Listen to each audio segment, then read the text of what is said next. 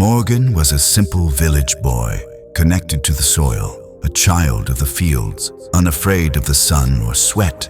While other boys in the village dreamed of cities, Morgan wanted to rule his village through hard work. He wished that when people said his name, they would say, "That villager, the one who grows the most grain, whose land yields gold." From sunrise to sunset, he was always in the fields, sometimes digging soil from the river, sometimes preparing fertilizer from cow dung. He had one burning desire: to be the best. The first year, the rain was less, the harvest was poor, but Morgan didn't give up. The second year, pests attacked. Still, he used a new medicine.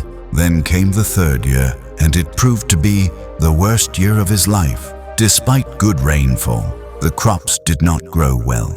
He tried every method, but the land seemed angry. He stayed in the field day and night. No care for food, no thought of rest. Finally, when the harvest came, it was only enough to repay his debt. Nothing remained.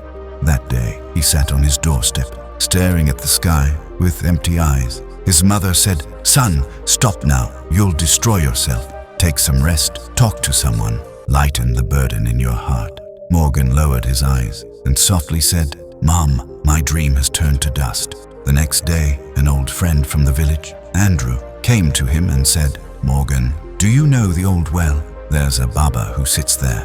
His name is Baba Isaac. All the villagers go to him for advice. Anyone troubled in the heart goes to him. Go, maybe you'll understand something too." Morgan felt strange. He wasn't a beggar to go asking for advice. He had spent his life in the fields, not with mystics, but he had nothing left to lose, and his heart felt like it was crushed under a mountain. That afternoon, he slowly walked to the old well. Behind it was a small hut, and outside, on a simple mat, sat an old man, a white beard, but eyes glowing with the light of someone who has seen everything inside. Baba Isaac looked up and called out, "Come, son." Morgan was surprised. "How did you know?" he asked. Baba smiled and said, "The land tells everything, and the tears in your eyes are shouting loudly." Morgan sat down. For a long time, he said nothing. Then slowly, he shared his story, the failed crops, the unappreciated hard work, the shattering of hopes, everything. Baba Isaac listened silently. When Morgan finished, Baba picked a small, weak plant from the ground. He took it behind the hut. There a pot of water was kept. He placed the plant into the water and said, "Look, son, this plant was dying too, because it stood in the sun all the time. No shade, no relief. I just took it out of his sun and placed it in water. Now in a few days, it will bloom again." Morgan looked in wonder. "So I too can." Baba said, "You're just like this. You stood in the sun for too long. You didn't take shade, didn't take a breath, didn't pause. Even the land becomes useless. If it is plowed continuously, it also needs rest, so it can regain strength." Then Baba Isaac took Morgan into the hut. There was a clay pot with soil, water, and seeds.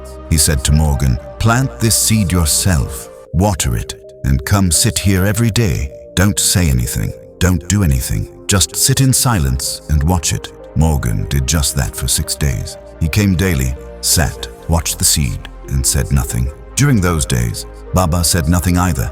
He simply sat with him. On the 7th day, a tiny green shoot appeared. Baba said, "See, there is power in silence. There is power in pause. The land gives only when it is allowed to rest. You kept plowing and plowing. You turned yourself into a machine, but even machines need fuel. You drained your fuel, kept speed, but lost direction." Tears filled Morgan's eyes. He understood. He gave himself a new life when he returned to the village. Now, every day before going to the field, he would sit by the well, count his breaths, feel the earth beneath his bare feet, close his eyes, and listen to himself. He added a 1-hour break to his daily routine where he did nothing, just breathed and listened to the land. Time changed, the land changed, the harvest changed, and Morgan changed too. Now he was not just a hard-working farmer. He was a wise human being who knew when to move and when to stop.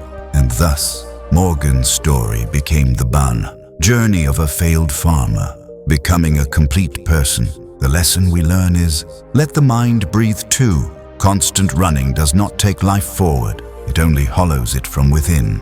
Until a person gives their mind a pause, thoughts don't clear, direction doesn't appear. Sometimes to stop, to listen to yourself, to dissolve into nature, that is the real power. That gives the courage to live again.